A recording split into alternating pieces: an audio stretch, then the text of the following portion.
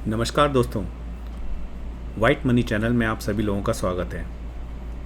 आज हम एक टॉपिक पर चर्चा करेंगे जिसका नाम है शेयर मार्केट क्या है। आजकल सभी लोग शेयर मार्केट में काम करते हैं, बट बिना सब्जेक्ट को जाने अगर हम शेयर मार्केट में काम करें तो हम कुछ गलतियां कर सकते हैं। तो बेहतर है किसी सब्जेक्ट को करने से पहले हम उसकी स्टडी करें, उसको समझें। स्टॉक मार्केट और शेयर मार्केट एक ऐसा मार्केट है जहां बहुत सी कंपनीज़ के शेयर खरीदे और बेचे जाते हैं। ये ऐसी जगह है जहां पर लोग बहुत पैसे कमा भी लेते हैं और बहुत पैसे गंवा भी देते हैं। किसी कंपनी का शेयर खरीदने का मतलब है कि हम उस कंपनी के हिस्सेदार बन जाते हैं। आप जितने पैसे लगाएंगे और उसी के हिसाब से कुछ प्रतिशत के मालिक आप उस कंपनी के हो जाते हैं। इसका मतलब ये है कि अगर आप उस कंपनी के भविष्य में कुछ मुनाफा होगा, कंपनी ग्रो करेगी, कंपनी के मर्जर्स होंगे, तो आपके लगाए हुए पैसे पर भी उसका इम्पैक्ट आएगा। हो सकता है आपके पैसे 2 गुना, 3 गुना, 4 गुना और 5 गुना भी हो जाएं। और इसी के अलावा अगर कंपनी को कोई लॉस होता है, कंपनी कोई लोन लेती है, कोई डेब्ट लेती है, या उसके पास कोई जियोपॉलिटिकल इशू आते हैं, तो कंपनी को घाटा भी हो सकता है। यानी कि आपने जो पैसे लगाए हैं उसमें आपको घाटा भी मिल सकता है और नुकसान भी हो सकता है। तो इस तरह से शेयर मार्केट में पैसा बनाना तो दोस्तों बहुत आसान है, लेकिन उसे ठीक तरह से उसको समझना बहुत ज़रूरी है, क्योंकि स्टॉक मार्केट में उतार चढ़ाव आते रहते हैं। मैं भी स्टॉक मार्केट में कुछ ज़्यादा पुराना नहीं हूँ, बट मेरा शेयर मार्केट में काम 2002 से मैंने स्टार्ट किया था और आज मेरी जर्नी 2002 से 2022 यानी 20 साल की हो चुकी है।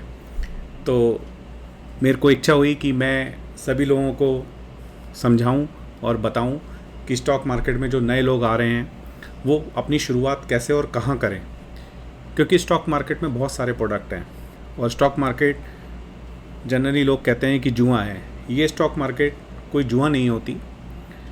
जैसे आपने देखा होगा पीछे कोविड में आपने कुछ सामान महंगा भी ख़रीदा होगा, जैसे चीनी हो सकता है 40 रुपये किलो है और आपने 60 रुपये किलो ख़रीदी होगी, तो वो सप्लाई और डिमांड का खेल था। ऐसे ही स्टॉक मार्केट में होता है।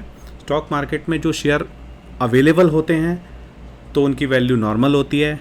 अगर कहीं कंपनी में कोई मर्जर की या किसी चीज़ की न्यूज़ आती है तो शेयर का रेट चढ़ जाता है और उस चढ़ने की वजह से उसकी डिमांड ज़्यादा हो जाती है, तो लोग ऊंचे भाव पे ख़रीदते हैं। अब जिस आदमी ने उसको ऊंचे भाव पे ख़रीदा है, इसका मतलब ये नहीं है कि उसका शेयर गिर गया तो उसने एक जुआ खेल लिया और उसको लॉस हो गया। तो स्टॉक मार्केट और आपकी नॉर्मल मार्केट, स्टॉक मार्केट भी एक प्रोडक्ट है, उसके अंदर बहुत सारे स्टॉक्स आप ख़रीदते हैं, बेचते हैं। सेम जैसे कि आप आटा दाल चावल ख़रीदते हैं, ये भी सेम वही तरीका है। सारा गेम डिमांड और सप्लाई का है।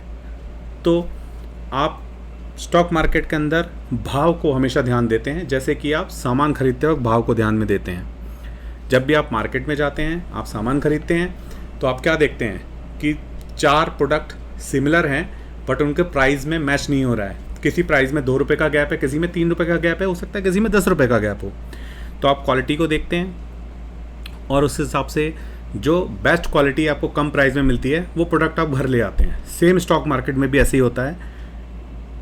कई सारे सेक्टर्स अवेलेबल हैं मार्केट के अंदर और उस सेक्टर्स के अंदर 10 तरह के अगर शेयर हैं तो आप चूज़ करते हैं कि किस शेयर की क्वालिटी कितनी बेस्ट है और आप उस बेस्ट क्वालिटी में से जिसका प्राइस सबसे कम है उस स्टॉक को आप ख़रीद के अपने घर ले आते हैं और जब उसका प्राइस बढ़ जाता है तो आप उसको बेच देते हैं। बट अपने प्रोडक्ट के साथ आप ऐसा नहीं करते, प्रोडक्ट में आप उसको कंज्यूम कर लेते हैं। बस इतना ही फ़र्क है आपको घर में प्रोडक्ट लाना और घर में स्टॉक लाना।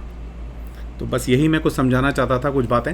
तो हम अपनी जर्नी स्टार्ट करते हैं और आने वाले वीडियोस में हम डिस्क्राइब करेंगे कि शेयर मार्केट के अगले वीडियोस, जिसमें हम आपको बताएंगे एनएससी बीएससी क्या होती है, स्टॉक मार्केट में कैसे ख़रीदा जाता है, शेयर का ट्रेडिंग अकाउंट हम कैसे खोलते हैं, डीमेट अकाउंट कैसे खोलते हैं। तो वो सारी जानकारी हम आपको अगले वीडियोस में देंगे। Thank you.